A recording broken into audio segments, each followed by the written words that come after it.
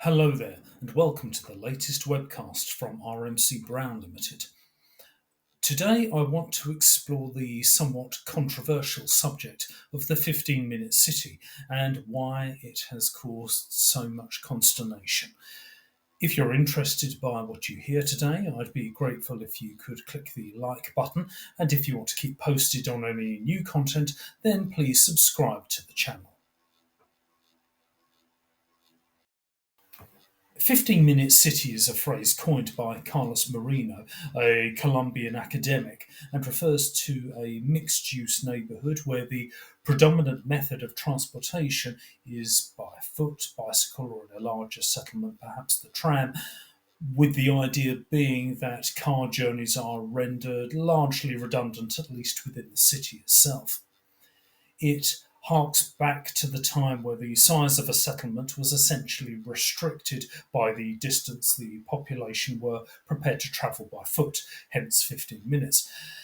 It was with the advent of mass transit that urban sprawl really took hold, and then with the coming of the automobile, followed by what I'd call suburban sprawl of homogeneous zoning, housing estates, industrial estates, and so on.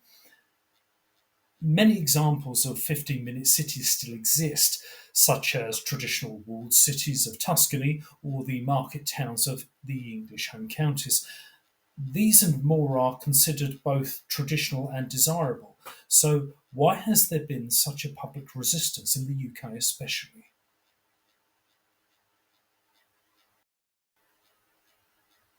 One of the great ironies of modern Britain is that the 15-minute city, what should be a fairly small c conservative idea, given its focus on tradition and community, is treated with such scepticism by a group I will clumsily label as the right. It's important to recognise that any population will have drastically differing standards of risk tolerance, and to those who prioritise freedom over security, typically a more right leaning trait, the nature of 15-minute cities might be construed as an attempt to restrict movement. And when you consider the approaches taken during the COVID lockdowns, such an interpretation is not entirely unreasonable, especially considering the implementation of recognition technology on number plates and perhaps more concerningly faces.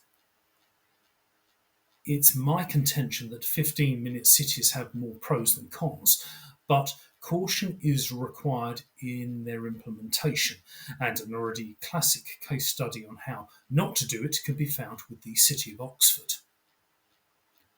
The proposal to champion Oxford as a 15-minute city was launched around the same time as Oxfordshire County Council's new traffic circulation plan, the first being a strategic framework for the city, and the second resulting in the erection of physical traffic control measures that were locally very unpopular.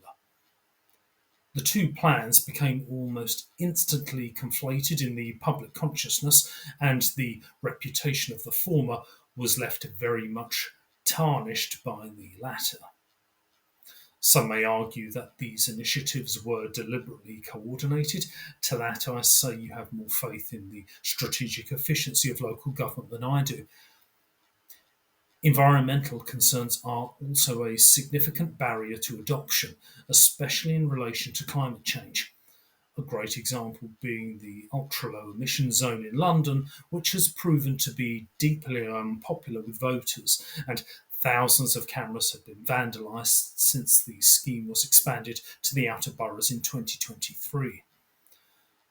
Greater minds than mine have fallen on both sides of the debate on climate change, and I can bring no unique insight.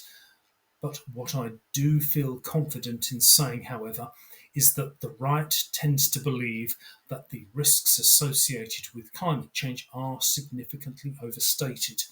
And whether that perception is true is somewhat irrelevant.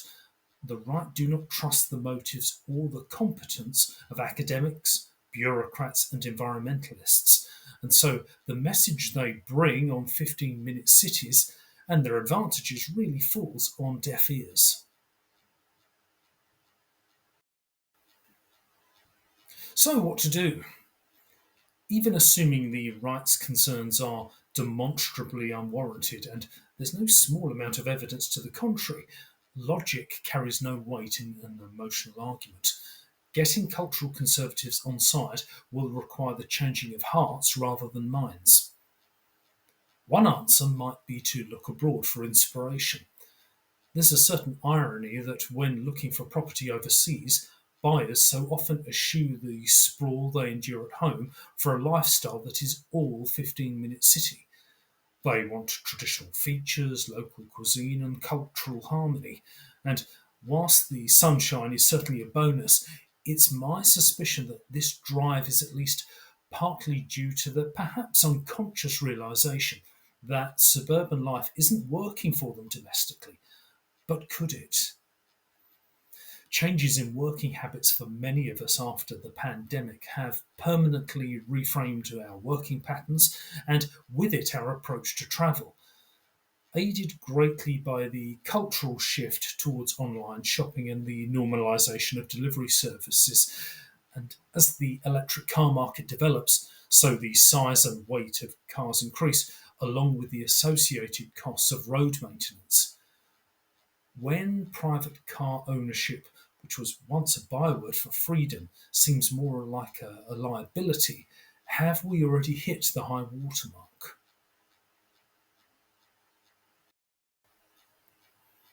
As has probably been clear throughout, it's my belief that the 15-minute city concept would actually help to address many societal problems that so trouble cultural conservatives.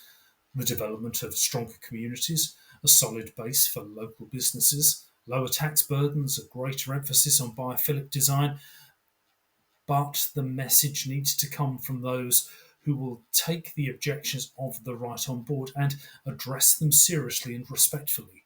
You never change somebody's mind by calling them a conspiracy theorist.